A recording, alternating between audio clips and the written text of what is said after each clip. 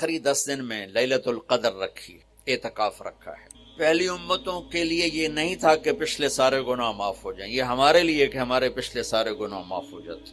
اللہ تعالیٰ کا عرش پہلے آسمان پہ آ جاتا ہے، جنت کے دروازے کھل جاتے ہیں، جہنم کے بند ہو جاتے ہیں، شیطان قید ہو جاتے ہیں، اور سمندر کی مچھلیاں اور زمین کی چونٹیاں تک روزہ رکھنے والوں کے لیے دعا کرتی، اور اللہ تعالیٰ جنت کو روزانہ کہتا ہے ان قریب میرے نیک بندے بندیاں آنے والے ہیں، تو ان کے لیے میک اپ کر لے، تو ان کے لیے تیار ہو جائے۔ یہ اللہ تعالیٰ کی رحمت کو لینے کا سیزن ہے۔ پہلی امتوں کو اعتکاف نہیں ملا تھا، ہمیں اعتکاف ملا ہے کہ 10 دن اللہ دے بوئے تے پہ جاؤ، یا اللہ تیرے کو معافی کروا کے ہی اٹھنا ہے، ہمیں اٹھنا ہی کوئی نہیں۔ تو جو دروازے پہ آ جاتا ہے آدمی اسے معاف کر ہی دیتا ہے۔ کوئی بہت ہی سخت دل والا ہو تو معاف نہ کرے، ورنہ بڑے سے بڑے غصے والے بھی کہتا اچھا جی جاؤ معاف کی۔ اس میں ایک لیلۃ القدر ہے، وہ بعد میں بات کرتا ہوں۔ پھر اللہ تعالیٰ نے اس میں غریب آدمی کی کہ روزے اچھے گزر جائیں، عید اچھی گزر جائے، اس کے لیے اللہ تعالیٰ نے صدقہ فطر رکھا ہے۔ ہم اسے عید کے ساتھ جوڑ دیتے، پہلی رمضان سے دینا چاہیے تاکہ غریب اپنا کوئی روزہ تو رکھ سکے۔ پہلے رمضان سے 29 رمضان تک جب مرضی دے دیں، اور اگر وہ فطرانہ ادا نہیں کرتا تو اس کے روزے اس کے سر کے اوپر سے بھی نہیں جاتے، وہیں کھڑے رہتے۔ اور عام طور پر یہاں اخبار میں ٹی وی پر گندم کے لحاظ سے آتا ہے 2 سیر کڑک دے دو، وہ تھوڑے سے پیسے ہیں، 100-200 روپے ہے۔ میں آپ کو آپ سب مالدار لوگ بیٹھے ہیں، میں آپ کو اپنے نبی کا صدقہ فطر بتاتا ہوں کہ آپ کیا دیتے تھے۔ آپ کشمش دیتے تھے، کھجور دیتے تھے، جو بھی دیے ہیں۔ تو کشمش 3 کلو، بازار میں 3.5 کلو، بازار میں جا کے پوچھیں جو سب سے اچھی کشمش ہو، یا پھر درمیانی، گھٹیا نہیں درمیانی اور سب سے اچھی، پتہ کرے وہ کتنی ہے، 1000 روپے کلو ہے، 1500 روپے کلو ہے۔ آپ کے گھر کے 4 افراد ہیں تو ایک گھر سے 6000 روپیہ غریب کو جائے گا۔ آج تو 6000 میں ایک ہفتہ نہیں گزرتا۔ تو اب سب سے عرض کرتا ہوں، ویسے بھی خیرات کریں، افطاریاں کروائیں، اور صدقہ فطر کشمش کے حساب سے دیں۔ یہ آپ سب بھائی بہنوں کی خدمت میں گزارش ہے۔ اللہ نے آپ کو رزق دیا، خرچ کریں، یہی آپ کے ساتھ جائے گا، باقی سارا ادھر ہی رہ جائے گا۔ لیلۃ القدر، انا انزلناہ فی لیلۃ القدر وما ادراک ما لیلۃ القدر لیلۃ القدر خیر من 1000 شہر تنزل الملائکۃ فیہا بإذن ربہم من کل امر سلام ہی حتی مطلع الفجر۔ ہم نے قرآن کو لیلۃ القدر میں اتارا، تمہیں کیا خبر کہ لیلۃ القدر کیا ہے؟ لیلۃ القدر 1000 مہینوں سے بہتر ہے، اس میں فرشتے اترتے ہیں اور یہ صبح تک رہتی ہے۔ لفظ قدر عربی میں اس کا ایک مطلب ہے قیمت، سبحان اللہ۔ تو اللہ نے کہا میں تمہیں بتاؤں، آپ سب تاجر بیٹھے ہو، لیلۃ القدر کی قیمت کیا ہے؟ 1000 مہینوں سے بہتر ہے، 1000 مہینوں سے بہتر ہے۔ اب 1 روپے پر 1000 نفع لے سکتے ہیں؟ دنیا میں کوئی ایسا کاروبار ہے؟ جو ہیروئن بیچتے ہیں وہ بھی نہیں لے سکتے۔ اب میرا اللہ کہہ رہا ہے ایک رات 1000 مہینے، یعنی کوئی 82-83 سال۔ یہ تو آ گیا پہلا قدر۔ دوسرا اس کا مطلب ہے تنگ پڑ جانا، تنگ پڑ وقت فقدر علیہ رزقہ۔ تو تنزل الملائکۃ فیہا، تنزل الملائکۃ والروح فیہا، کہ اس رات اتنے فرشتے اترتے ہیں کہ زمین تنگ پڑ جاتی ہے، سبحان اللہ۔ اتنے فرشتے آتے ہیں زمین تنگ پڑ جاتی ہے۔ تیسرا مطلب ہے قدر، مقدار کو، تو اللہ تعالیٰ نے اس کا آخری مطلب بھی بتایا، سلام ہی حتی مطلع الفجر، کہ یہ فجر کی نماز تک، فجر کی اذان تک یہ رہتی ہے۔ 3 مطلب ہیں قدر کے، تینوں اللہ نے قرآن میں کور کیے۔ قیمت کیا ہے؟ 1000 مہینوں سے بہتر۔ تنگی کیا ہے؟ فرشتوں سے زمین بھر جاتی۔ مقدار کیا ہے؟ صبح صادق۔ لیلۃ القدر 27 کی نہیں ہوتی، 21، 23، 25، 27، 29۔ اب یہ 5 راتیں جاگنے چھٹ، آپ لوگ تو ویسے رات کے بادشاہ ہو، جاگ لو۔ تو لیلۃ القدر مسجد میں نہ گزارو، گھر میں گزارو۔ یہ مسجدوں میں اشتہار لگ جاتے ہیں، فلاں کے ساتھ شب قدر گزاریں، فلاں حضرت کے ساتھ شب قدر گزاریں، پھر ادھر کوئی صلاۃ تسبیح پڑھ رہا ہے باجماعت، عورتیں صلاۃ تسبیح کی جماعت کرا رہی ہیں، اور پتہ نہیں اور کتنی عجیب و غریب قسم کی عبادات شروع ہو جاتی۔ یہ نفلی عبادت ہے، میرے نبی گھر میں پڑھتے، آپ نے اشراق کے سوا ہر نفل گھر پڑھا، ہر سنت گھر میں پڑھی، تو آپ لیلۃ القدر کو یہ مستورات بھی آپ بھی اکٹھے ہو کے نہیں منانا، الگ الگ مصلے بچھا کر اپنے اللہ سے رونا تو اپنے اللہ کو منانا کرو، میں بھی کروں آپ بھی کریں۔ نوافل کی جیسے ابھی شب برات گزری تو اشتہار تھے، میں جا رہا تھا ادھر غلام آباد میں ایک جنازہ ہو گیا تھا تو اشتہار فلاں حضرت کے ساتھ شب برات گزارے، فلاں مسجد میں شب برات گزارے، فلاں جگہ شب برات گزارے۔ بھائی وہ گھر میں منانے کی ہے، مسجد میں نہیں۔ میرے نبی نے نفلوں کو تنہائی میں ادا کیا، فرض کو مجمع میں ادا کیا۔ لیلۃ القدر میں جاگنا نفل ہے، اور پھر جب کٹھے ہو جائیں گے لوگ اور عورتیں تو پھر ساتھ غیبت بھی چلے گی، اور ایک غیبت کا بول ساری رات کو اڑا کے رکھ دے گا۔ مردوں یا عورت کٹھے ہو جائیں غیبت سے تو بچتے نہیں، نہ ہی رک سکتے ہیں۔ سندھ سے ہم بائی روڈ آ رہے تھے، کراچی سے بائی روڈ جماعت تھی، تو وہ راستے میں بڑی غیبت کرے، نوجوان تھے سارے نئے نئے، میں چپ کر کے سنتا رہا۔ جب کوئی 2 دن گزر گئے نا تو ہمارے پاس بڑی وین تھی، میں نے کہا بچوں ایک نصیحت کرتا ہوں، غیبت نہ کی، مذاق کرو، ہنسا کرو، کھیڑا کرو، غیبت نہ۔ تھوڑی سی میں نے اس پہ بات کی تو بڑے متاثر ہوئے، کہا جی ٹھیک ہے انشاءاللہ آئندہ بالکل نہیں۔ کوئی آدھا گھنٹہ گاڑی میں سناٹا رہا، آدھے گھنٹے کے بعد ایک بولے مولانا غیبت نہ کریے تو پھر گلاں کی کریے۔ یہ میرا کلچر ہے، لہذا عورتیں عبادت کے لیے بھی اکٹھی ہوں گی تو غیبت شروع ہو، مرد مسجد میں اکٹھے ہوں گے وقت ضائع ہوگا، غیبت شروع ہو۔ میرے بھائی بہنوں، ہر نفل کو گھر میں گزار، اپنے گھر کو بابرکت بناؤ، اپنے گھروں میں نفل پڑھو، تلاوت کرو، ذکر کرو۔ صرف اشراق کے نفل میرے نبی مسجد میں پڑھتے تھے 2 رکعت، باقی ہر نفل آپ نے مسجد میں ادا کی۔ تو یہ چند چیزیں رمضان کے متعلق میں نے عرض کی۔ اب ایک بڑی اہم بات میں آپ کے سامنے عرض کرنا چاہتا ہوں، رمضان کی دولت کس سے ملے گی، رمضان کی برکات کس سے ملیں گی اور کون محروم ہو جائے گا؟ آپ نے فرمایا 4 آدمی ایسے ہیں جن کی رمضان اور شب قدر میں بھی بخشش نہیں ہو، بس اس سے ہم اپنے آپ کو بچائیں۔ کون ہے یا رسول اللہ؟ آپ نے کہا مدمن خمر، شراب کا عادی، کبھی کوئی پی لے توبہ کر لے، میں اس کی اجازت نہیں دے رہا ہوں۔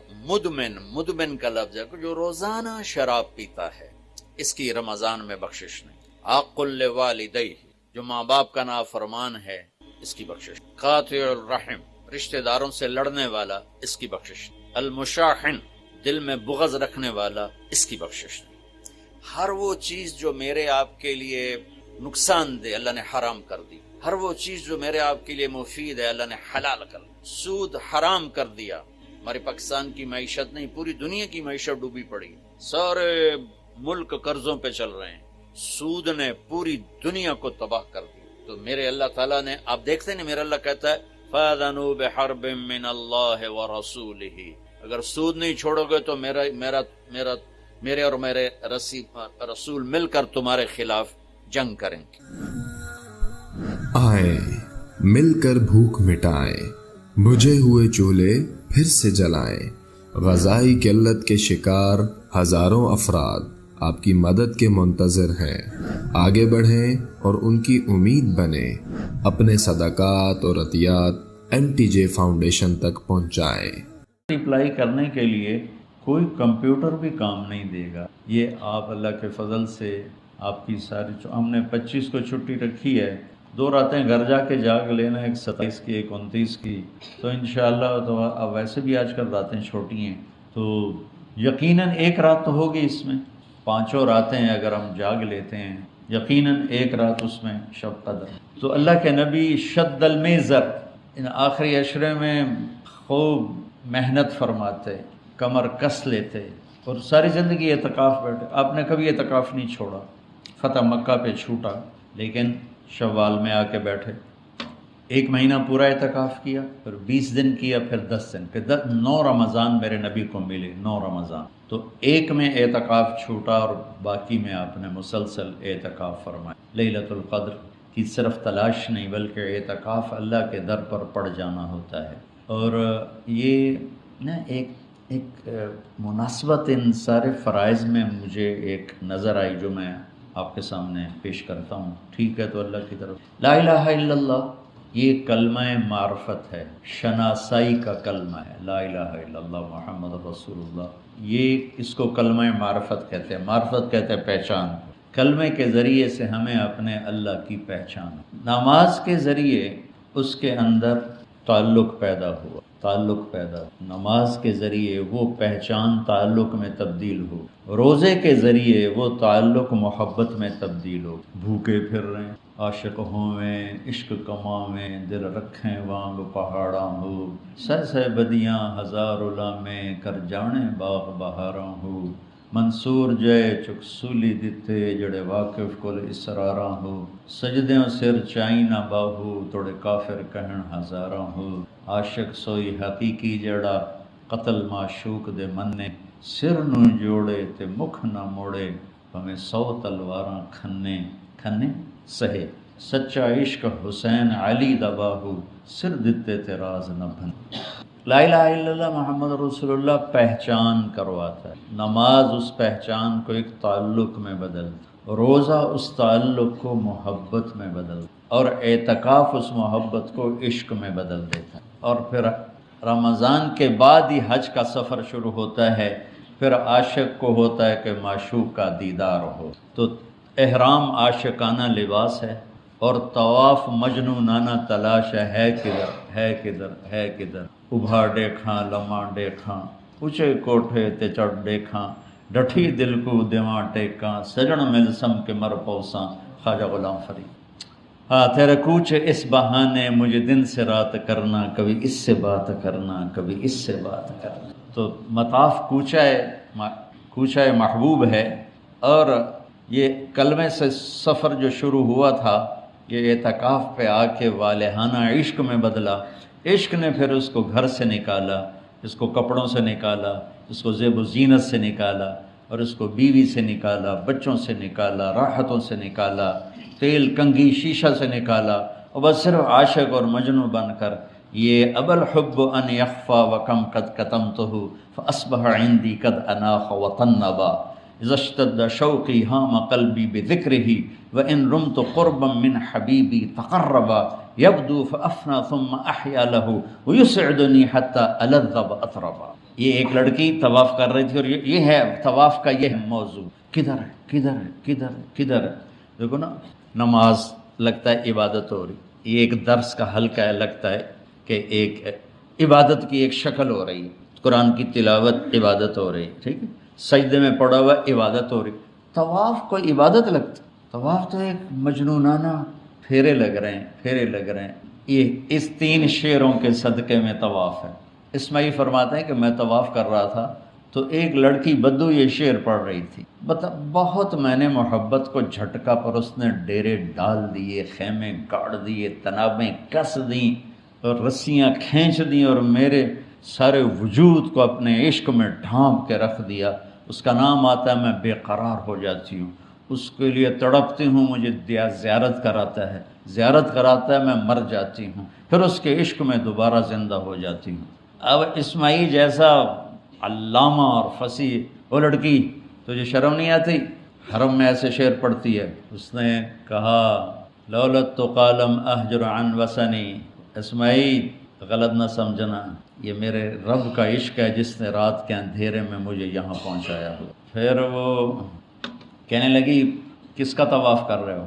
اسماعیل کہنے لگے بیت اللہ کا۔ تو وہ زور سے ہنسی، سبحان، اور یوں آسمان کی طرف منہ اٹھا کے کہنے لگی واہ میرے رب، کیسی تیری پاگلوں کی دنیا ہے جو تجھے چھوڑ کے پتھروں کا طواف کرتے۔ اسماعیل کہتے میں بے ہوش ہو کے گر گیا، اور جب مجھے ہوش آیا تو لڑکی جا چکی۔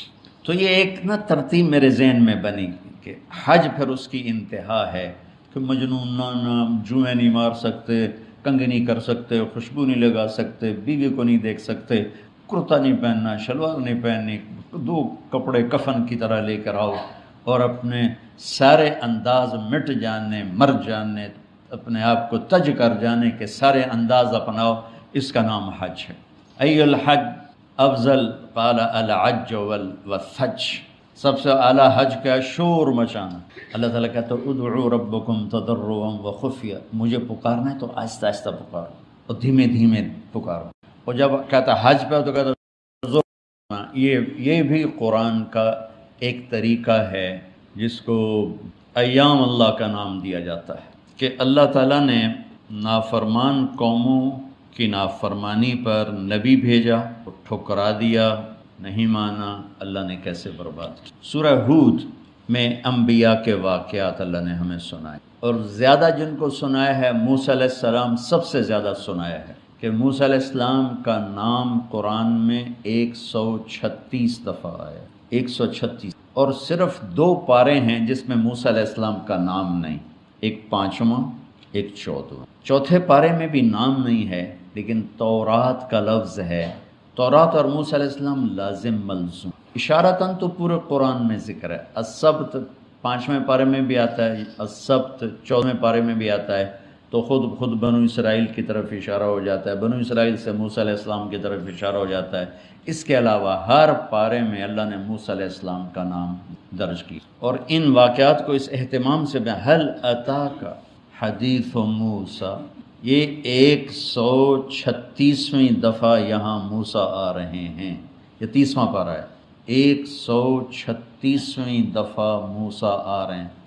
ہمارا کیا دستور، اب کتابوں میں جب کوئی تکرار آنے لگتا ہے تو آگے مصنف لکھتا ہے کما سبقہ، ہوتا ہے نا، جیسے بھائی پیچھے گزر گیا، دوبارہ نہیں دہراتا، کما مرہ، جیسے پیچھے گزر گیا ہے اس کی طرف آپ فلاں صفحہ دیکھ لیں، فلاں صفحے پر یہ مضمون گزر چکا ہے، دہرایا نہیں جاتا۔ قرآن واقعات کو دہراتا ہے، اور ہر دفعہ ایسے دہراتا ہے جیسے پہلی دفعہ دہرا رہا ہو۔ اب قرآن کا اب طرز دیکھیں، 136ویں نمبر پر میں ایک بات کو 136 دفعہ کہوں تو کیا خیال ہے، میرے اندر جوش ہوگا؟ جب کہ سامنے مجمع بھی وہی ہو، مجھ سے تو بولا بھی نہیں جائے گا، وہ جیسا کہ آپ نے سنا ہے، اتنا ہی میں کہہ سکتا ہوں، جیسا کہ آپ نے پیچھے بھی گزر گیا ہے۔ اب آپ قرآن کا طرز حل اتاک حدیث موسیٰ، حل اتاک وہاں بولا جاتا ہے جہاں بولنے والا یہ سمجھتا ہو کہ یہ میں پہلی دفعہ اس کو سنانے لگا ہوں، پہلے نہیں سنایا، اور حل اتاک وہاں بولا جاتا ہے جہاں بولنے والا یہ سمجھتا ہو کہ سننے والے کو پتہ نہیں جو میں بتانے جا رہا ہوں، سننے والے کو پتہ نہیں جو بتانے جا رہا ہوں، اور میں اس کو پہلی دفعہ بتانے جا رہا ہوں، اور ہے 136ویں دفعہ حل اتاک حدیث موسیٰ اذ ناداہ ربہ بالوادی المقدس طویٰ، حل اتاک حدیث الجنود فرعون و ثمود، کتنی دفعہ سمود کو سنایا، کتنی دفعہ فرعون کو سنایا، حل اتاک، یہ اس کے بھی بعد ہے، حل اتاک حدیث الجنود فرعون و ثمود۔ تو اتنی طاقت سے قرآن ذکر کرتا ہے قوموں کی تاریخ کو۔ کذبت کیا ہے، کذبت ثمود بالقارعہ، کذبت عاد، کذبت ثمود وعاد بالقارعہ، فاما ثمود فاہلکوا بالطاغیہ واما عاد فاہلکوا بریح صرصر عاتیہ سخرها علیہم 7 لیال و8 ایام حسوما فترى القوم فيها صرعى كأنهم أعجاز نخل خاوية فهل ترى لهم من باقية وجاء فرعون ومن قبله والمؤتفكات بالخاطئة فعصوا رسول ربهم فأخذهم أخذة رابية إنا لما طغى الماء حملناكم في الجارية لنجعلها لكم تذكرة وتعيها أذن واعية۔ نوح علیہ السلام، فرعون، قوم سمود، قوم عاد، 4 قوموں کو اللہ تعالیٰ 29ویں پارے میں کتنی طاقت سے سنا رہا ہے، جیسے پہلی دفعہ سنا رہا۔ کذبت ثمود بطغواها اذ انبعث اشقاها فقال لهم رسول الله ناقة الله وسقياها ألم تر كيف فعل ربك بعاد إرم ذات العماد التي لم يخلق مثلها في البلاد وثمود الذين جابوا الصخر بالواد وفرعون ذي الأوتاد الذين طغوا في البلاد فأكثروا فيها الفساد فصب عليهم ربك صوت عذاب إن ربك لبالمرصاد۔ کیسے اللہ تعالیٰ ألم تر، ألم تروا، ألم يروا، ألم يرى، أفلا ينظرون، أفلا يتفكرون، کس طرح میرا مالک ہر دفعہ پیچھے 10 دفعہ سناتا ہے، پھر ایسے سناتا ہے جیسے پہلی دفعہ سنا رہا۔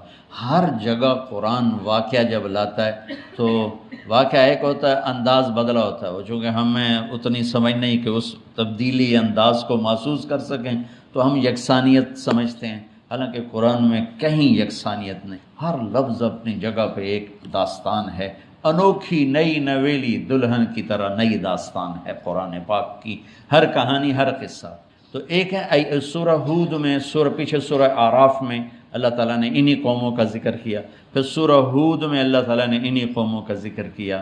ہماری ذہن سازی کے لیے۔ ذہن سازی کیا ہے کہ من یطع اللہ ورسولہ فقد فاز فوزا عظیما، جو اللہ اس کے رسول کی اطاعت کرتے ہیں وہ کامیاب ہو جاتے ہیں۔ اور قل ان الخاسرین الذین خسروا انفسهم واہلیہم یوم القیامہ الا ذلک هو الخسران المبین، اور جو اللہ کی نافرمانی کرتے ہیں وہ دنیا اور آخرت میں ناکام ہو جاتے ہیں۔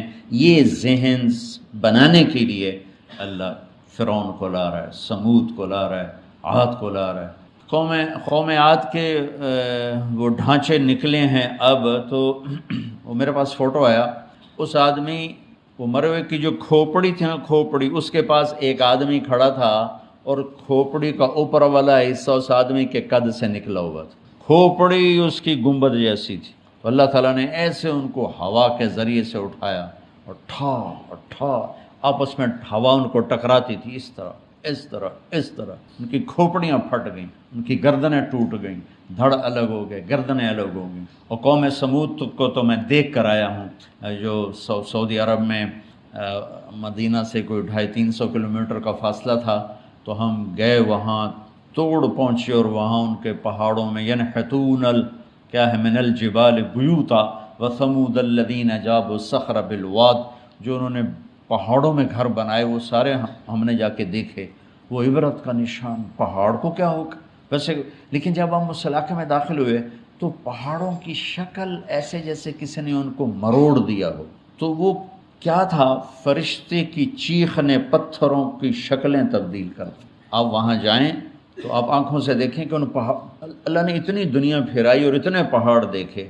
خود ہمارے پاکستان میں دنیا کے سب سے بڑے پہاڑی تینوں سلسلے موجود ہیں جو پوری دنیا میں نہیں ہیں، لیکن ان پہاڑوں کی شکل جیسے کوئی چیز مسخ ہو جاتی ہے، ایسے صاف نظر آتا تھا کہ ان پہاڑوں کی شکل بگڑی ہوئی ہے۔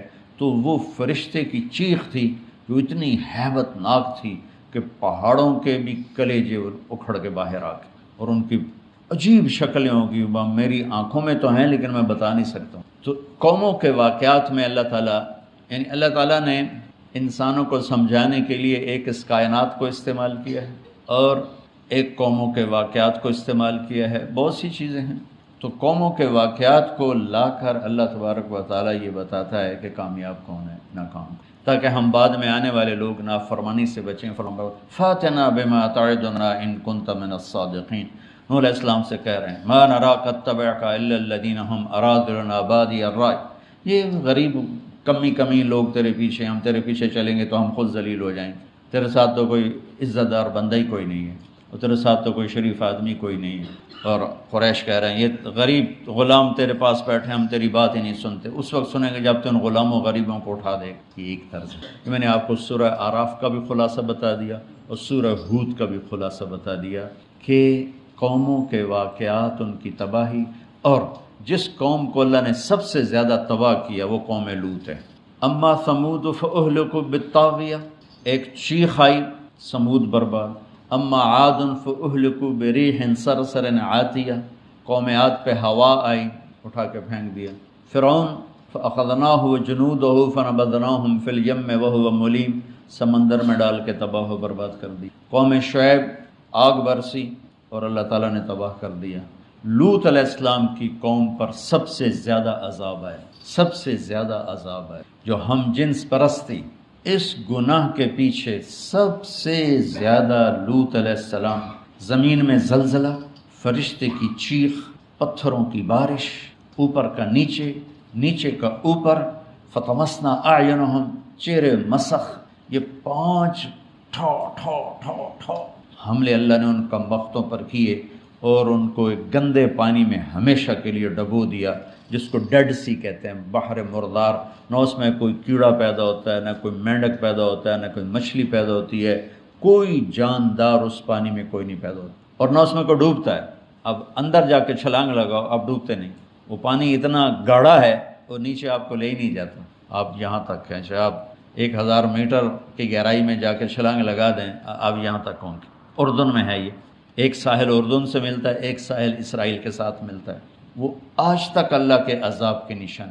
اور جب یوں اٹھا کے پھینکا، جبرائیل نے زمین کو یوں اٹھایا اور یوں پھینکا تو 300 میل تک زمین دھنس گئی، 300 میل تک زمین دھنس، جیسے کوئی وزنی چیز زمین پر گرے تو دائیں بائیں تھوڑا زمین دھنس جاتی ہے، کھڈا سا بن جاتا ہے. اس علاقے کا نام ہے غور. میں سارے علاقے میں پھرا، پورا ایک طرف سے چلے اور دوسری طرف میں جا کے نکلے. وہ ادھر پہاڑ ایک دم ایک بہت بڑا علاقہ ہے، وہ ایک دم نیچے نشیب میں چلا جاتا ہے. یہ وہ دھماکہ تھا زمین کا جس نے زمین کو نیچے دھنسا دیا. جب اتنی اوپر سے نیچے اللہ تعالیٰ نے اس پورے ٹکڑے کو اٹھا کے پھینکا. تو بے حیائی میرے اللہ کی بارگاہ میں دیکھو، الایمان بضع و سبعون شعبہ، اعلیٰ لا الہ الا اللہ و ادناہا اماطۃ الاذی عن الطریق والحیاء شعبۃ من الایمان. کیا کمال ہے! ایمان 70 سے اوپر کچھ شعبے ہیں. سب سے اعلیٰ لا الہ الا اللہ ہے، سب سے ادنا راستے سے تکلیف دہ چیز کا ہٹانا ہے. اب اس کے بعد کیا ضرورت ہے کسی شعبے کو الگ کر کے بتانے کی؟ یہ بتایا کہ حیا ایمان کا سب سے بڑا شعبہ ہے اور بے حیائی کفر کا سب سے بڑا شعبہ ہے شرک کے بعد. تو اللہ تعالیٰ نے آج بھی وہ قومیں بے حیائی کی انتہا پر ہیں، لیکن ان کی سچائی نے انہیں بچایا ہوا ہے، ان کی دیانتداری، معاملات میں دیانتداری نے انہیں بچایا ہوا ہے، انسانی ہمدردی نے انہیں بچایا ہوا ہے.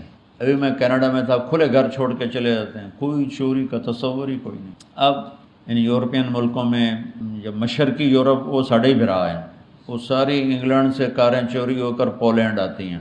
تو جیسے ہمارے یہاں کاریں چوری ہو کر پشاور جاتی ہیں، پشاور سے باڑے جاتی ہیں. وہ سارے تسبیح بھی پڑھتے ہیں، اتنے میں داڑیاں بھی رکھتے ہیں اور ساری چوری کی گاڑیاں وصول کرتے ہیں. ان کو خیال ہی نہیں آتا بھئی ہم کیا کر رہے ہیں. تو ساری چوری کی یورپ کی گاڑیاں پولینڈ آ کر بکتی ہیں.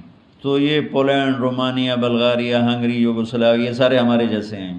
اور دھوکہ، فراڈ، جھوٹ، چوری، تو وہ ہماری طرح قسم پرسی کا شکار ہے.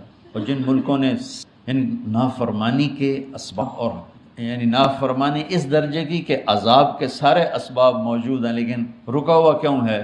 سچ بولتے ہیں، ہمدرد ہیں، دیانتداری سے کام کرتے ہیں، دھوکہ نہیں دیتے، کسی کا حق نہیں دباتے، کوئی جھوٹا کیس نہیں. کوئی ایسے جہاں انسان ہوتے ہیں وہاں جرم ہوتے ہیں، یہ نہیں کہ وہ جرم سے پاک ہے، اکثریت پر فیصلہ. انہیں پتہ ہی نہیں جھوٹ کیسے بولا جاتا، جھوٹ بولنے کا تصور ہی کوئی. تو ان چیزوں نے نا ان کی جان بچائی ہوئی. تو بچوں اللہ سے مانگو کہ اللہ ہمیں ان گناہوں سے بچائے جس پر اس کا غضب نازل ہو. باقی وہ انسان ہی نہیں جس سے خطا نہ ہو، وہ انسان ہی نہیں جس سے خطا نہ ہو.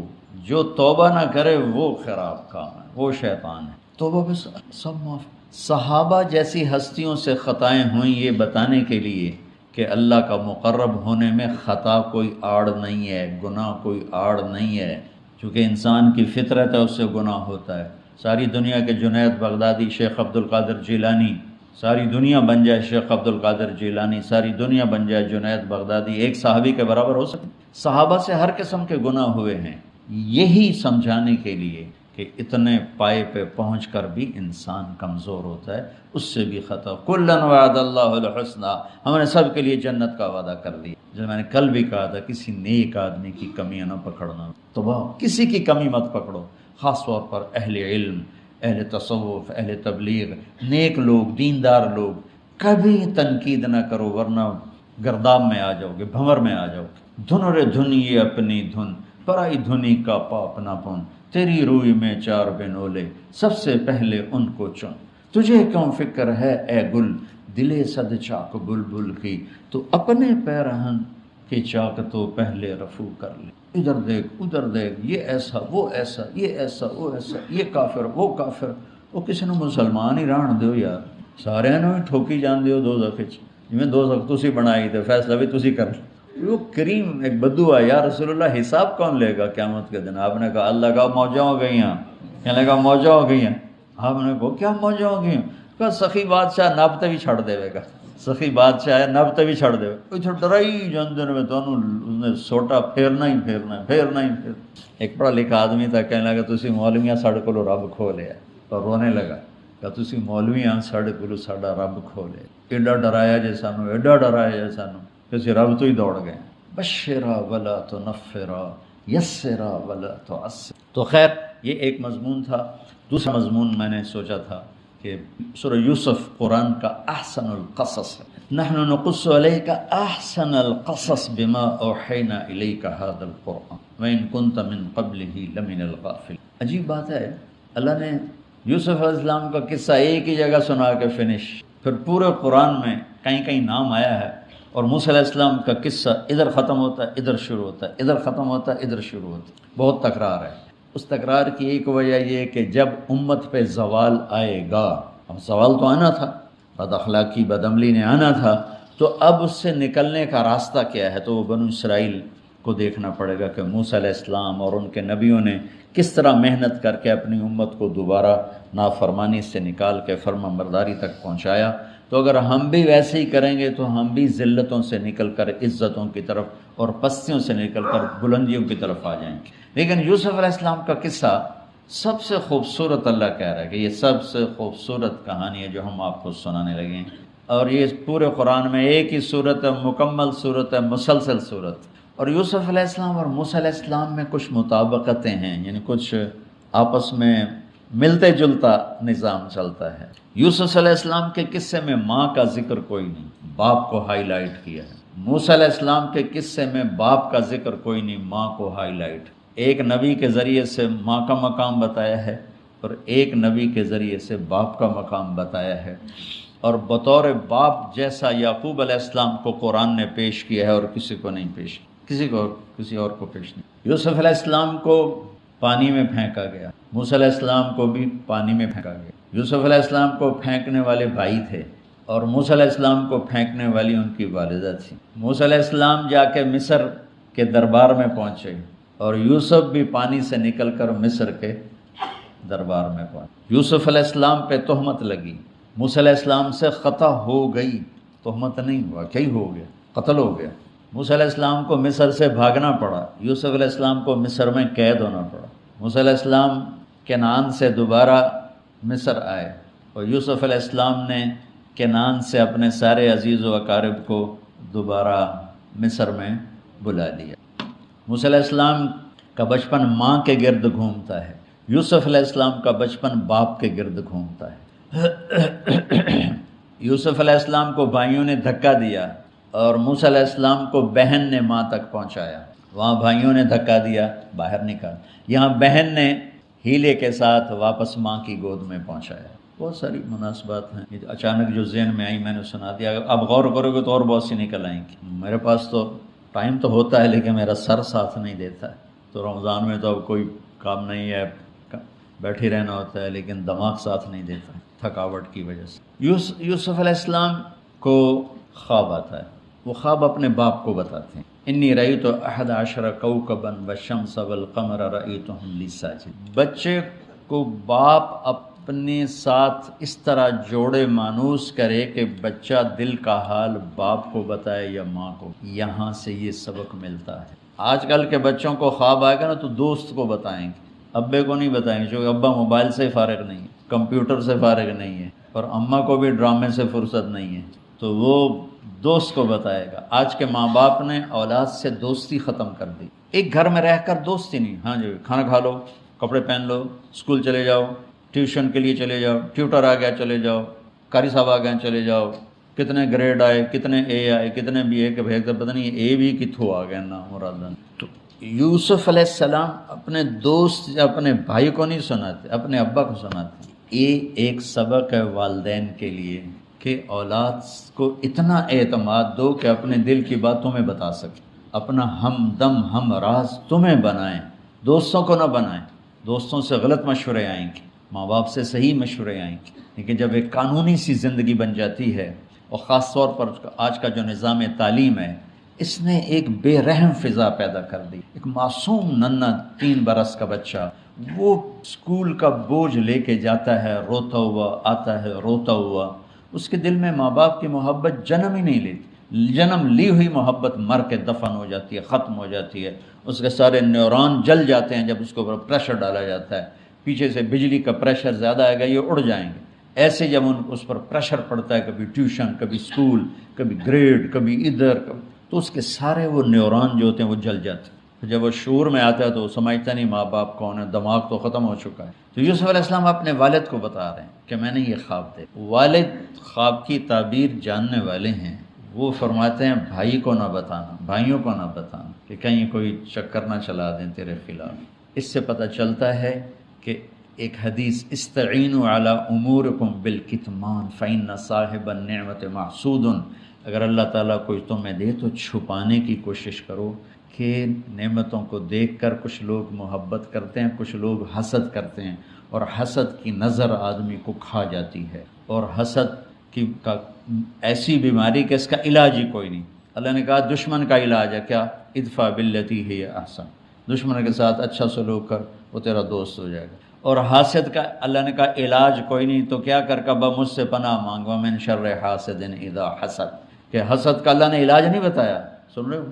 اللہ نے حسد کا علاج نہیں بتایا، پناہ مانگو ومن شر حاسد اذا حسد، یا اللہ بس تو ہی جان بچ۔ تو خیر میرا خیال ہے پورا قصہ سنانے کی بجائے میں اس کا آپ کو نا اس کی متھ، اس کا جو اصل ہدف ہے جو اللہ بتانا چاہتا ہے وہ بتا دوں۔ واقعہ تو سب کو معلوم ہے، وہاں سے باپ کو دھوکہ دے کے لائے، کنویں میں ڈال دیا، اور اتنی بے دردی سے مارا پیٹا، اور جب پھینکنے لگے تو ان کا ہاتھ منڈیر پہ پڑ گیا، تو ایک بھائی نے یہاں تلوار ماری، قبضہ یوں، وہ اتنی زور سے لگی ہاتھ چھوٹ گئے۔ تو اللہ نے جبریل سے فرمایا گرنے سے پہلے گود میں لے لو، تو پانی میں گرنے سے پہلے جبریل کے پروں پر تھے، اور اللہ تعالیٰ نے وہاں 3 دن وہاں رہے۔ تو وجاءت سیارة فأرسلوا واردهم فأدلى دلوه قال یا بشرى هذا غلام وأسروا بضاعة واللہ علیم بما يعملون۔ تو وہ قافلہ گزرا، وہاں کنواں دیکھ کے پانی لینے گئے، انہوں نے ڈول نیچے ڈالا، یوسف علیہ السلام ڈول میں بیٹھ گئے، اور یوسف علیہ السلام اعطی شطر الحسن، پوری دنیا کے مردوں کو جو حسن ملا، عورتوں کو جو حسن ملا، اس کا پورا 1/2 یوسف اکیلے کو ملا۔ تو کیا چیزوں کی، کیا چیزوں کی، 7 ارب انسان تو آج ہیں، اور آگے کتنے آئیں گے ہمارے بعد، اور ہم سے پہلے کتنے گزر گئے۔ ان سب کے حسن کے 2 حصے کیے جائیں تو 1 حصہ پوری دنیا کو تقسیم کیا اور آدھا پورا یوسف کو دیا، کیا چیز ہوں گے؟ اور جنت میں ہر آدمی حسن یوسف والا، کیا کمال نہیں۔ اور اللہ تعالیٰ نے عورتوں میں سب سے حسین عورت اماں حوا کو بنایا۔ اماں حوا سب سے حسین عورت تھی، ان کا اصلی قد تھا 130 فٹ دی اماں جان، 130 فٹ کے ابا جان۔ یہی قد جنت میں اللہ واپس لوٹا دے گا، 130 فٹ کی ہائٹ کا۔ تو جو وہ ڈول سے نکل یا بشرا، یوں ہی کیا ہوگا اس نے، یا بشرا ہذا غلام، وہ یہ کیا چیز نکل، ہذا غلام، میں حیرت ہے کہ یہ کیا ہے، یہ کیا چہرہ ہے، کیا نور ہے، کیا حسن ہے، کیا جمال ہے۔ اور ابھی امتحان چل رہا ہے، عین اس وقت بھائی پہنچ گئے ان کو چیک کرنے کے لیے کہ کیا حال ہے۔ ارے یہ تو ہمارا بھاگا ہوا غلام ہے، تمہیں کہاں سے مل گیا؟ کہا ہمیں تو کنویں سے ملا ہے۔ کہا اچھا ٹھیک ہے، ہم بیچتے ہیں، لے جاؤ۔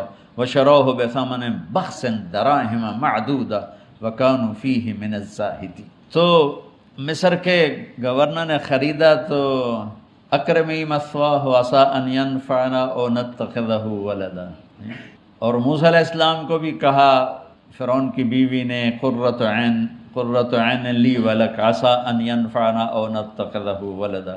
ایک مناسبت یہ بھی ہے، ادھر بھی کہا جا رہا ہے نتخذہ ولدا، ادھر بھی کہا جا رہا ہے نتخذہ ولدا۔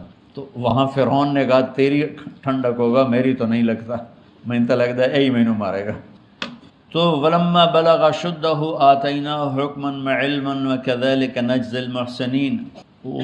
جب وہ جوانی میں آئے اور حسن سورج کی طرح چمکا تو عزیز مصر کی بیگم فتنے میں پڑ گئی۔ وراودتہ التی هو فی بیتها عن نفسہ وغلقت الابواب وقالت حیت لک، یہ حیت لک بم ہے، بم، حیت لک، حیت لک، حیت لک، حیت لک، حیت لک، حیت لک، حیت لک، حیت لک، حیت لک، اتنی دفعہ اس کو پڑھا جا سکتا ہے۔ یہ اس واقعہ کی خوفناک شکل کو بتانے کے لیے یہ لفظ، یہ بم مار رہا ہے، حیت لک، حیت لک، حیت لک، حیت لک، حیت لک، حیت لک، کہ اس کو امالہ کر کے حیت لک، حیت لک، ہی تو لک، اتنی دفعہ اس کو پڑھا جا سکتا ہے اس انداز میں، یہ بتانے کے لیے کہ یوسف علیہ السلام پر کتنی بڑی گھاٹی آ گئی تھی، اور ایک جملے سے سارا باطل چاک ہو گیا، معاذ اللہ انہ ربی احسن مثوایا انہ لا یفلح الکافرون۔ ہاں زلیخا، یہ نہیں ہوگا جو تم چاہتی ہو، یہ نہیں ہوگا۔ کمرے بند، تالے لگائے، پہرے کھڑے کیے اور دروازے بند۔ یوسف علیہ السلام نے دیکھا کہ میں کہیں بھی نہیں بھاگ سکتا، لیکن یہ دروازہ یہاں تک تو بھاگ سکتا ہوں، تو کہ یا اللہ بھائی یہاں تک دوڑنا میرا کام ہے، آگے راستہ دینا تیرا کام۔ جو دروازے کے قریب ہے تو ٹھک تالا ٹوٹا، دروازہ کھل گیا، ٹھک تالا ٹوٹا، دروازہ کھل گیا، ٹھک تالا ٹوٹا، دروازہ کھل گیا۔ بھاگتے بھاگتے آگے پیچھے یہاں تک کہ بڑے دروازے پر آ کر اس کا پیچھے ہاتھ پڑا، کرتا پھٹ گیا، اوپر سے اس کا خامد آ گیا۔ واستبق الباب وقدت قمیصہ من دبر والف یا سیدہا لدى الباب۔ اس نے اسی وقت پینترا بدلا، ما جزاء من اراد باہلک سوءا۔ اور اس کی چالاکی دیکھو، وہ تو نہیں اس کو قتل کروانا چاہتی، لیکن جرم یہ بتائے گی جس پر قتل ہوتا ہے تو خود ہی سزا تجویز کر دے، الا ان یسجن او عذاب علیم، کہ بھائی کوڑے شوڑے مارے جائیں یا قید کیا جائے، قتل نہ کیا جائے، خود ہی سزا تجویز کی کہ کیا جزا ہے اس کی جو تیرے گھر والوں کے ساتھ برائی کا ارادہ کرے، سوائے اس کے کہ اسے قید کیا جائے یا اس کو کوڑے مارے جائیں۔ قتل نہیں کہا کہ وہ تو اپنی خواہش ابھی پوری کرنا چاہتی، اس کا نشہ بھی نہیں اترا۔ کہے راودتنی عن نفس، بھائی میں نے کچھ نہیں کیا، اس نے مجھے بہکایا ہے۔ تو وہاں ایک بچے نے گواہی دی، شہد شاہد من اہلہا، کرتا دیکھ لو، ان کان قمیصہ قد من قبل فصدقت وهو من الكاذبین وان کان قمیصہ قد من دبر فکذبت وهو من الصادقین فلما رأى قمیصہ قد من دبر قال انه من کیدکن ان کیدکن عظیم یوسف اعرض عن هذا واستغفری لذنبک انک کنت من الخاطئین۔ کیا خوبصورت قرآن نقشہ کھولتا، کیا سج دھج کے مصر میں گیا ہوں، کیا حسن ہے مصر کا۔ اور پھر یوسف علیہ السلام کے سامنے پھر حسن بھی انہی کے لیول کا ہی آیا ہوگا، امتحان جو لینا تھا، کوئی چوڑی بہ جاندی تو وہ کی امتحان ہے، وہ تو امتحان نہیں تھا نا، وہ بھی مصر کا حسن، ایسے ٹھاٹھے مارتی ہوئی جوانی، اور ادھر نبی ابن نبی ابن نبی ابن نبی، ادھر بھی کمال ہے۔ واحد ہستی ہیں یوسف علیہ السلام، جن کا باپ نبی، جن کا دادا نبی، جن کا پردادا نبی، جو خود نبی۔ یہ اس لیے میرے نبی سے پوچھا گیا یا رسول اللہ من اکرم الناس، سب سے عزت دار کون ہے؟ آپ نے کہا یوسف علیہ السلام، کہ جو خود بھی نبی، ان کے باپ بھی نبی، ان کے دادا بھی نبی، ان کے پردادا بھی نبی۔ تو اللہ تعالیٰ نے اسی کے حساب سے امتحان لیا جس سطح پر وہ تھے۔ تو ساری رسیاں توڑوا کے بھاگے، اور عزیز مصر سامنے پیترا بدلا کہ اس کو قید کرو، اس نے یہ کیا، اس نے یہ کیا۔ جب وہ دیکھا تو وہی لگتا ہے غلط ہے، یوسف بھائی تو درگزر کر، لیکن بدنامی ہو گئی، بدنامی ہوئی تو پھر انہوں نے کہا اس کو قید میں ڈال دو، پھر قید میں ڈالا۔ اس کے بیچ میں یہ واقعہ ہے کہ لنسوۃ فی المدینۃ امرأۃ العزیز تراود فتاها عن نفسی قد شغفها حبا انا لنراها فی ضلال مبین۔ ارے زلیخا، عورتوں کے تانے، تو ملکہ ہو کر، شہزادی ہو کر ایک غلام پہ ایسے لٹو ہوگی، تجھے شرم نہ آئی؟ تو نے اپنی عزت کو نہ دیکھا، اپنے مرتبے کو نہ دیکھا، نا میں تھوڑی خبر لے لینی ہے۔ تو فلما سمعت بمکرہن ارسلت الیہن واعدت لہن متکئا، اس نے ایک دسترخوان سجایا، اس پہ پھل فروٹ رکھے، وآتت کل واحدۃ منہن سکینہ، اور ایک ہاتھ میں پھل دیا، ایک ہاتھ میں چاقو دیا۔ اب وہ اپنے چاقو سے پھل کاٹ رہی ہیں۔ قال اخرج علیہن، قالت اخرج علیہن، یوسف باہر آؤ۔ پردہ ہٹا، یوسف سامنے آئے تو پھل کاٹنے کے بجائے ہاتھ کٹنے لگے۔ فلما رأینہ اکبرنہ، آنکھیں یوں پھٹ کے دیکھ رہی، یوسف پہ لگی ہوئی ہیں، سب کی یوں آنکھیں لگی ہوئی ہیں، اور یہ چھری جو ہاتھ میں ہے وہ پھل کی بجائے وہ انگلیوں کو کاٹ رہی، اور اس سے خون گر رہا ہے، اور انہیں خبر نہیں لگ رہی۔ قطعن ایدیہن وقلن حاش للہ ما ھذا بشرا ان ھذا الا ملک کریم۔ یہ انسان نہیں، کوئی دیوتا ہے۔ ملک کا ترجمہ فرشتہ نہیں، فرشتوں کو تو جانتے نہیں تھے، دیوتا، یہ کوئی دیوتا ہے۔ تو ان کو یاد ہی نہیں رہا کہ ہمارے ہاتھ کٹ رہے ہیں، احساس ہی نہیں ہوا ہمارے ہاتھ کٹ رہے ہیں یا پھل کٹ رہے ہیں۔ قالت ذلکن الذی لمتننی فیہ، دیکھ لیا جے، تمہیں پتہ بھی نہیں چلا تم ہاتھ کاٹ رہی ہو، یہ ہے جس نے مجھے پاگل بنایا ہوا ہے۔ وَلَئِن لَّمْ يَفْعَلْ مَا آمَرُهُ لَيُسْجَنَّ وَلَيَكُونَنَّ مِنَ الصَّاغِرِينَ، یا یہ میری بات مانے گا یا یہ ذلیل ہوگا، یہ قید میں جائے گا۔ قال رب السجن احب الی مما یدعوننی الیہ، اے اللہ تو مجھے ان کے شر سے بچا۔ آپ نے فرمایا ترکت بعدی فتنة الرجال اضر من النساء، میں نے مردوں پر سب سے بڑا فتنہ اپنے بعد جو چھوڑ کے جا رہا ہوں عورت۔ عورت سے مراد غلط عورت۔ رابعہ بصری بھی عورت ہے، شعوانہ بھی عورت ہیں، شیخ عبد القادر جیلانی کی ماں بھی عورت ہیں، جنید بغدادی کی ماں بھی عورت۔ النساء میں اشارہ ہے غلط عورت، غلط عورت، بد کردار عورت، بد چلن عورت، یہ سب سے بڑا فتنہ ہے۔ بڑوں بڑوں کے پاؤں سے زمین نکل جاتی ہے سوائے اس کے جس کی اللہ اپنے فضل سے حفاظت فرمائے۔ وہ سکندر ایک باندی پہ عاشق ہو گیا تو اس کے استاد ارسطو نے کہا تو نے دنیا فتح کرنی، تو عشق مشوقی پہ گئے ہیں۔ تو اس لڑکی کو پتہ چلا، انہوں نے کہا اے بڈھن تو میں سبق سکھا لیں گے۔ اس نے آپ ارسطو سے عشق جتلانا شروع کی۔ ارسطو 4 دن تو ڈٹا رہا، 5ویں دن وہ بھی ڈائے پیا۔ اب اس نے اتنا اس کے ساتھ اظہار عشق کیا کہ ارسطو دے چاروں خانیوں نکل گئی۔ تو اس نے پھر سکندر سے کہا کہ آج تو آنا، میں تجھے تیرے استاد کا تماشا دکھاؤں گی۔ تو سکندر جب گیا تو اس نے دیکھا اس نے ارسطو کو لگام چڑھائی ہوئی تھی اور اس کی پیٹھ پر بیٹھ کر اس کو کمرے میں چکر لگوائے۔ اوپر سے سکندر ہے، استاد محترم وہ یہ کیا؟ کہ اس لیے تو کہتا ہوں جب مجھے بڈھے کا یہ حال کر دیا تو تیرا کیا حال کرے گا۔ یوسف علیہ السلام جیل میں چلے گئے، اللہ تعالیٰ نے ایک خواب کے ذریعے سے باہر نکالا۔ میں مختصر کر رہا ہوں، ایک خواب کے ذریعے سے باہر نکالا اور عزیز مصر نے آپ کو گورنر بنایا، وزیر خزانہ بنایا۔ وجاء اخوۃ یوسف فدخلوا علیہ وہم لہو منکرون فعرفہم وہم لہو منکرون۔ یوسف علیہ السلام میں نے یہ اس طرح رہتے تھے، اس طرح اپنے چہرے پہ نقاب رکھتے تھے کہ کوئی ان کی وجہ سے فتنے میں نہ پڑ جائے، تو اس طرح نقاب رکھتے تھے۔ تو وہ تو نقاب میں تھے، تو بھائی آئے تو نہ انہوں نے پہچانا، نہ ان کو خیال تھا کہ یہ یوسف بیٹھا ہوا ہے۔ انہوں نے تو غلام علوم بنا کے کہیں گل سڑ گیا ہوگا۔ انہوں نے کہا بھائی کو لے کر آنا ورنہ تمہیں غلہ نہیں دوں گا۔ بھائی آئے، آخری جگہ پہنچتے ہیں۔ دوبارہ جب وہ غلہ لینے آئے، بنیامین کو انہوں نے روک لیا تھا، دوبارہ جب وہ غلہ لینے آئے تو یعقوب علیہ السلام کو بھائیوں نے بتایا کہ یوسف عزیز مصر نے روک لیا ہے بنیامین کو۔ تو یعقوب علیہ السلام کو 40 سال ہو گئے تھے روتے ہوئے۔ یعقوب علیہ السلام بطور باپ کیسے ہائی لائٹ ہوئے؟ وَجَاءُوا عَلَىٰ قَمِيصِهِ بِدَمٍ كَذِبٍ قَالَ بَلْ سَوَّلَتْ لَكُمْ أَنفُسُكُمْ أَمْرًا فَصَبْرٌ جَمِيلٌ وَاللَّهُ الْمُسْتَعَانُ عَلَىٰ مَا تَصِفُونَ۔ کرتا لے کر آئے، خون لگا ہوا لیکن پھٹا ہوا نہیں۔ تو یعقوب علیہ السلام نے فرمایا بھیڑیا بڑا سیاڑا ہے، چولا لا کے میرے پوتر نو کھاتا سو کرتا اتار کے میرے بیٹے کو کھایا، کہ کرتا کہیں سے پھٹا نہیں اور یوسف کھایا گیا۔ یہ سب تمہارا مکر و فریب ہے۔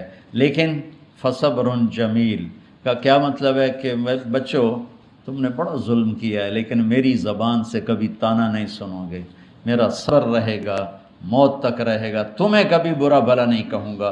اور اتنی نافرمان اولاد کو گلے سے لگا کے رکھا، سینے سے لگا کے رکھا۔ اس محبت نے ان کو بھی توبہ پہ آ کے کھڑا کیا۔ اگر وہ آج کل کے والدین گھر سے نکل جاؤ، آگ کر دو، اولاد اور ماں باپ میں رسہ کشی ہے اور لڑائی ہے اور جھگڑا ہے اور نفرت ہے، نہ وہ ضد چھوڑتا ہے نہ وہ ضد چھوڑتا ہے۔ ماں باپ کو ضد چھوڑنی چاہیے۔ بچے نادان ہوتے ہیں، عقل کے کچے ہوتے ہیں، تجربہ ہوتا نہیں ہے۔ ان کے اوپر اگر ہم مسلط ہو کر اپنی ضدوں پر ان کو جھکائیں گے تو وہ ٹوٹ جائیں گے، وہ بکھر جائیں گے، وہ ہم سے متنفر ہو جائیں گے۔ میں قربان جاؤں، والدین کو یعقوب علیہ السلام کی مثال سامنے رکھنی چاہیے کہ نافرمان اولاد کو گلے سے لگا کے رکھ، اور کہیں بھی تانا نہیں دیا کہ تم نے میرے بیٹے کو مجھ سے جدا کر دیا۔ فصبر جمیل، صبر کے ساتھ، صبر کے ساتھ۔ یہ آج کے ماحول میں یعقوب والی صفت اگر باپ میں ہوگی تو کوئی اولاد ضائع نہیں ہوگی۔ لیکن باپ ہی جب مقابلہ کر لیتا ہے، ضد پہ آ جاتا ہے، تو اپنے ہاتھوں سے اپنی اولاد کو دفن کر دیتا ہے تابوت میں۔ نافرمانی کے تابوت کی کیل والدین لگاتے ہیں کہ وہ ضد کر لیتے ہیں، بچوں سے ضد کر لیتے ہیں، ارے اپنی ضدیں توڑ دو، وہ تمہارے اوپر قربان ہو جائیں گے، فدا ہو جائیں گے۔ اگر ان پر اپنی ضدیں مسلط کرو گے پھر لڑائیاں ہوں گی، جھگڑے ہوں گے، نفرت ہوگی۔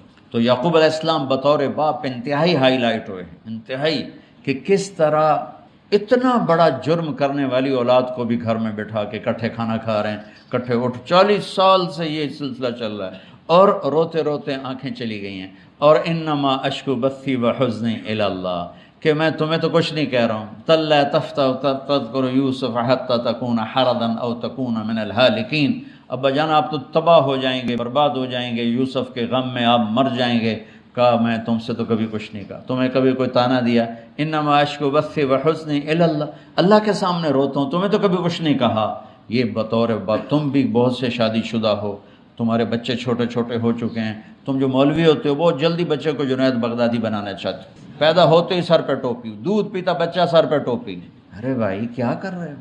اور اتنے گٹھ جڈا قد ہوندا تے ترائے ہاتھ تے پگڑی بننی ہوندی، اتنے بچوں کو پگڑیاں بنا رہے ہیں۔ ارے بھائی اس سے دین نہیں آتا، اس سے بچوں میں دین نہیں آتا، اللہ کے واسطے میری سنو۔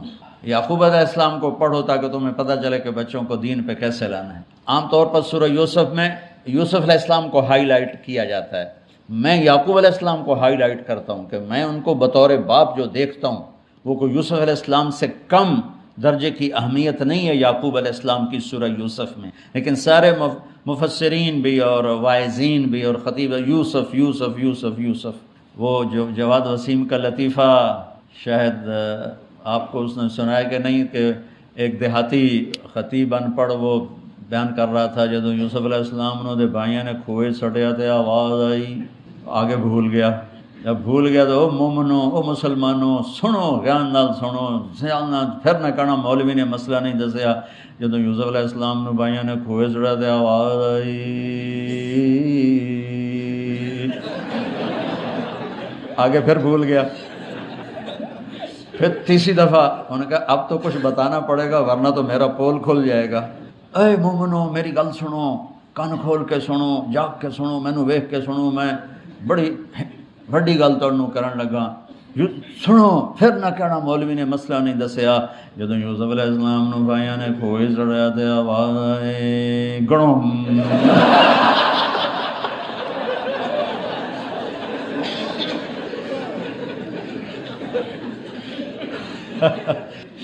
تو ہمارے خطیب بھی یوسف علیہ السلام کو ہائی لائٹ کرتے ہیں، یعقوب علیہ السلام کو کوئی ہائی لائٹ نہیں کرتا کہ یعقوب بطور باپ کس طرح قد آور ہیں۔ اللہ کی قسم آسمان سے ان کا سر لگ رہا ہے، اتنی قد آور شخصیت ہیں یوسف علیہ السلام کے ساتھ ساتھ بطور باپ۔ ان کے گرد تو کہانی گھوم رہی ہے، انہوں نے ہائی لائٹ تو ہونا ہی ہونا ہے کیونکہ ان کے گرد کہانی گھوم رہی، لیکن اسی کہانی میں یعقوب علیہ السلام کا قد بھی آسمان سے جا کے لگ رہا کہ اولاد کو لے کے چلنا کیسے، اولاد بگڑ جائے اکھڑ جائے کیا کرنا ہے، لڑائیاں کرنی ہے، گھر سے نکالنا ہے، مقابلے کرنے ہیں، نہیں، دب جانا ہے، شکست مان لینی ہے، ہار مان لینی ہے اور محبت کو بڑھانا ہے۔ تو محبت ایک ایسا جادو ہے جو سر چڑھ کے بولتا ہے اور ایک نہ ایک دن واپس لے کر آتا ہے، لیکن مقابلے، بیوی سے مقابلہ، بچوں سے مقابلہ، بھائیوں سے مقابلے نے تو ہمیں ہماری زندگی تلخ اور تباہ اور سیاہ کر کے رکھ دی۔ یعقوب علیہ السلام نے، اللہ تعالیٰ نے لیلۃ القدر کو ان 5 راتوں میں چھپایا ہوا، پہلے یہ تعیین کے ساتھ مقرر ہو کر آ رہی۔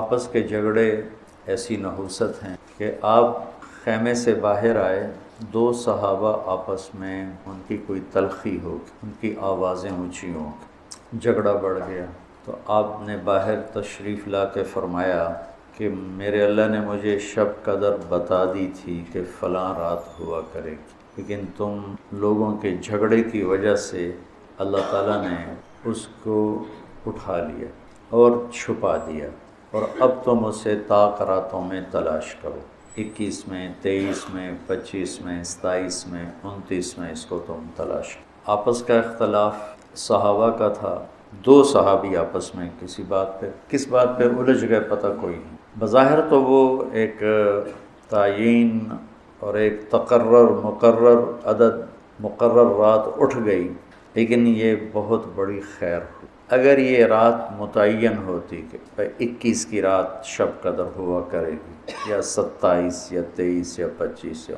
اور آنے والے زمانے میں غفلت تو ہونی تھی، جہالت بھی ہونی تھی، نافرمانی بھی ہونی تھی، رات متعین ہو، لوگوں کو پتہ ہو آج شب قدر ہے، پھر لوگ نافرمانی کرتے تو نقد عذاب آتا۔ تو اللہ تعالیٰ نے اس چھپانے میں بھی اپنی رحمت کو شامل حال کیا۔ جب ایک آدمی شراب پی رہا ہے، اسے پتہ ہی نہیں شب قدر، کسی کو بھی نہیں پتہ کہ آج ہے۔ ہم تو 5 راتیں چھوٹی چھوٹی انشاءاللہ جا کے، آپ تو ویسے ہی علم میں مصروف ہیں، تو چلو آپ کی برکت سے ایک حدیث بھی یاد آ گئی۔ ابو ہریرہ رضی اللہ تعالیٰ عنہ فرماتے ہیں مدارست العلم ساعتاً، مدارس دارس یدارس، ایک دوسرے کے ساتھ علمی محاورہ کرنا، یا جس کو آپ تکرار کہتے ہیں، مدارست العلم ساعتاً خیر من احیاء لیلۃ القدر عند الحجر الاسود۔ اللہ اکبر، تم تو بڑے مالدار ہو یار ہیں، ماشاءاللہ آپ کی رات اللہ کے فضل سے علم میں گزرتی ہے۔ تو اور لوگ بھی بیٹھے ہیں، میں ترجمہ کر دیتا ہوں۔ چند گھڑی تھوڑی دیر کا علمی مذاکرہ، علمی گفتگو، علم کی طلب میں، علم کی تلاش میں، مناظرہ نہیں ہے، لڑائی جھگڑا نہیں ہے، علم کی طلب اور تلاش میں تھوڑی دیر علم کا مذاکرہ اور علم کی بات چیت، یہ حجر اسود کے سامنے کھڑے ہو کر لیلۃ القدر میں ساری رات نفل پڑھنے سے بہتر ہے۔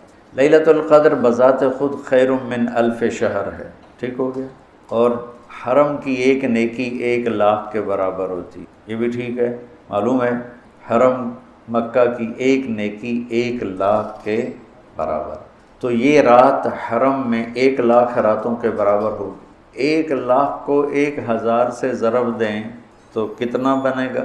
10 کروڑ مہینے بنتے ہیں، 10 کروڑ مہینے بنتے ہیں، تو 10 کروڑ مہینوں کے سال بناؤ، لاکھوں سال بنتے ہیں، ہزاروں سال بنتے ہیں۔ تو علم کا مذاکرہ، علم کی طلب میں، علم کو سیکھنے کے لیے تھوڑی دیر بیٹھنا، وہ حجر اسود کے سامنے لیلۃ القدر میں ساری رات نفل پڑھنے سے بہتر ہے۔ یہ تو ہو گیا عام دنوں میں۔ جب یہ علم کی طلب رمضان میں ہو تو ہر عمل پہلے ہی 70 گنا بڑھ جاتا ہے۔ فرض، علم کی طلب تو فرض ہے، تو فرض 70 گنا ہو جاتا ہے، نفل فرض بن جاتا ہے، تو اس کو ملٹیپلائی کرنے کے لیے کوئی کمپیوٹر بھی کام نہیں دے گا۔ یقیناً ایک رات تو ہوگی اس میں، 5 راتیں اگر ہم جاگ لیتے ہیں، یقیناً ایک رات اس میں شب قدر ہے۔ تو اللہ کے نبی شد المیزر، ان آخری عشرے میں خوب محنت فرماتے، کمر کس لیتے، اور ساری زندگی اعتکاف بیٹھے۔ آپ نے کبھی اعتکاف نہیں چھوڑا، فتح مکہ پہ چھوٹا، لیکن شوال میں آ کے بیٹھے، 1 مہینہ پورا اعتکاف کیا، پھر 20 دن کیا، پھر 10 دن، پھر 9 رمضان میرے نبی کو ملے، 9 رمضان۔ تو ایک میں اعتکاف چھوٹا اور باقی میں آپ نے مسلسل اعتکاف فرمایا۔ لیلۃ القدر کی صرف تلاش نہیں بلکہ اعتکاف اللہ کے در پر پڑ جانا ہوتا ہے۔ اور یہ نا ایک مناسبت ان سارے فرائض میں مجھے ایک نظر آئی جو میں آپ کے سامنے پیش کرتا ہوں، ٹھیک ہے؟ تو اللہ کی طرف سے لا الہ الا اللہ، یہ کلمہ معرفت ہے، شناسائی کا کلمہ ہے، لا الہ الا اللہ محمد رسول اللہ، یہ اس کو کلمہ معرفت کہتے ہیں۔ معرفت کہتے ہیں پہچان کو۔ کلمے کے ذریعے سے ہمیں اپنے اللہ کی پہچان، نماز کے ذریعے اس کے اندر تعلق پیدا ہوا، نماز کے ذریعے وہ پہچان تعلق میں تبدیل ہوگی، روزے کے ذریعے وہ تعلق محبت میں تبدیل ہوگی۔ بھوکے پھر رہے ہیں، عاشق ہوویں عشق کماویں، دل رکھیں وانگ پہاڑاں ہو، سہ بدیاں ہزار میں کر جانے باغ بہاراں ہو، منصور جے چک سولی دتے جڑے واقف کل اسراراں ہو، سجدیوں سر چائی نہ باہو توڑے کافر کہن ہزاراں ہو، عاشق سوئی حقیقی جڑا قتل معشوق دے مننے، سر نو جوڑے تے مکھ نہ موڑے، ہمیں 100 تلواراں کھنے سہے، سچا عشق حسین علی دباہو، سر دتے تیراز نہ بن۔ لا الہ الا اللہ محمد رسول اللہ پہچان کرواتا ہے، نماز اس پہچان کو ایک تعلق میں بدلتی ہے، روزہ اس تعلق کو محبت میں بدلتا ہے، اور اعتکاف اس محبت کو عشق میں بدل دیتا ہے۔ اور پھر رمضان کے بعد ہی حج کا سفر شروع ہوتا ہے، پھر عاشق کو ہوتا ہے کہ معشوق کا دیدار ہو، تو احرام عاشقانہ لباس ہے، اور طواف مجنونانہ تلاش ہے کدھر ہے کدھر ہے کدھر، ابھاڑے کھاں لمانڈے کھاں، اونچے کوٹھے تے چڑھے کھاں، ڈٹھی دل کو دیواں ٹیکاں، سجن مل سم کے مر پوساں، خواجہ غلام فرید۔ ہاں تیرے کوچے اس بہانے، مجھے دن سے رات کرنا، کبھی اس سے بات کرنا، کبھی اس سے بات کرنا۔ تو مطاف کوچہ محبوب ہے، اور یہ کلمے سے سفر جو شروع ہوا تھا، یہ اعتکاف پہ آ کے والہانہ عشق میں بدلا۔ عشق نے پھر اس کو گھر سے نکالا، اس کو کپڑوں سے نکالا، اس کو زیب و زینت سے نکالا، اور اس کو بیوی سے نکالا، بچوں سے نکالا، راحتوں سے نکالا، تیل کنگھی شیشہ سے نکالا، اور بس صرف عاشق اور مجنوں بن کر یہ ابل حب ان یخفا وکم قد کتمتہ فاصبح عندی قد اناخ وطنبا اذا اشتد شوقی ہام قلبی بذکرہ وان رمت قربا من حبیبی تقربا یبدو فافنا ثم احیا لہ ویسعدنی حتی الذ واطربا۔ یہ ایک لڑکی طواف کر رہی تھی، اور یہ ہے طواف کا، یہ ہے موضوع، کدھر ہے کدھر ہے کدھر ہے کدھر ہے۔ دیکھو نا، نماز لگتا ہے عبادت ہو رہی، یہ ایک درس کا حلقہ ہے، لگتا ہے کہ ایک عبادت کی ایک شکل ہو رہی ہے، قرآن کی تلاوت عبادت ہو رہی ہے، ٹھیک ہے، سجدے میں پڑا ہوا عبادت ہو رہی۔ طواف کو عبادت لگتا، طواف تو ایک مجنونانہ پھیرے لگ رہے ہیں، پھیرے لگ رہے ہیں۔ یہ اس 3 شعروں کے صدقے میں طواف ہے۔ اسماعیل فرماتے ہیں کہ میں طواف کر رہا تھا تو ایک لڑکی بدو یہ شعر پڑھ رہی تھی، بہت میں نے محبت کو جھٹکا، پر اس نے ڈیرے ڈال دیے، خیمے گاڑ دیے، تنابیں کس دیں اور رسیاں کھینچ دیں، اور میرے سارے وجود کو اپنے عشق میں ڈھانپ کے رکھ دیا۔ اس کا نام آتا ہے میں بے قرار ہو جاتی ہوں، اس کے لیے تڑپتی ہوں، مجھے زیارت کراتا ہے، زیارت کراتا ہے، میں مر جاتی ہوں، پھر اس کے عشق میں دوبارہ زندہ ہو جاتی ہوں۔ اب اسماعیل جیسا علامہ اور فصیح وہ لڑکی، تجھے شرم نہیں آتی؟ حرم میں ایسے شعر پڑھتی ہے۔ اس نے کہا لولت تو قالم احجر عن وسنی، اسماعیل غلط نہ سمجھنا، یہ میرے رب کا عشق ہے جس نے رات کے اندھیرے میں مجھے یہاں پہنچایا ہوا ہے۔ پھر وہ کہنے لگی کس کا طواف کر رہے ہو؟ اسماعیل کہنے لگے بیت اللہ کا۔ تو وہ زور سے ہنسی، سبحان اللہ، اور یوں آسمان کی طرف منہ اٹھا کے کہنے لگی واہ میرے رب، کیسی تیری پاگلوں کی دنیا ہے جو تجھے چھوڑ کے پتھروں کا طواف کرتے۔ اس میں ہی کہتے میں بے ہوش ہو کے گر گیا، اور جب مجھے ہوش آیا تو لڑکی جا چکی۔ تو یہ ایک ترتیب میرے ذہن میں بنی کہ حج پھر اس کی انتہا ہے کہ مجنون نہ جوئیں نہیں مار سکتے، کنگھی نہیں کر سکتے، خوشبو نہیں لگا سکتے، بیوی کو نہیں دیکھ سکتے، کرتا نہیں پہننا، شلوار نہیں پہننی، 2 کپڑے کفن کی طرح لے کر آؤ، اور اپنے سارے انداز مٹ جانے، مر جانے، اپنے آپ کو تج کر جانے کے سارے انداز اپناؤ، اس کا نام حج ہے۔ ای الحج افضل قال العج والثج، سب سے اعلیٰ حج کیا ہے؟ شور مچانا۔ اللہ تعالیٰ کہتا ہے ادعوا ربکم تضرعا وخفیا، مجھے پکارنا ہے تو آہستہ آہستہ پکارو اور دھیمے دھیمے پکارو، اور جب کہتا ہے حج پہ تو کہتا ہے زور لگاؤ، پاگلوں کی طرح کہو لبیک اللہم لبیک، پاگلوں کی طرح، کہ نظر آئے کہ عاشق آ گئے۔ جو بلے شاہ فرماتے ہیں تیرے عشق نچایا کر کے تھیا تھیا، تو یہ حج وہ عشق ہے جو تھیا تھیا کر کے نچاتا ہے، بے قرار کر کے نچاتا ہے۔ تو یہ ایک ترتیب ہے میرے ذہن میں، ممکن ہے ٹھیک ہو، اللہ کرے ٹھیک ہو، نہیں تو بہرحال میرا ایک استنباط ہے۔ تو اعتکاف اللہ کے در پہ پڑ جانا ہے، اور اعتکاف والوں کو فضیلت ہے کہ وہ سوئے بھی ہوں تو ان کے لیے عبادت لکھی جاتی۔ باقی ہمارے جیسے لوگ تو نفل پڑھیں گے تو عبادت لکھی جائے گی، قرآن پڑھیں گے تو عبادت کا اجر لکھا جائے گا، اور اعتکاف والا سویا بھی ہو تو قلم اس کا چلتا رہتا ہے۔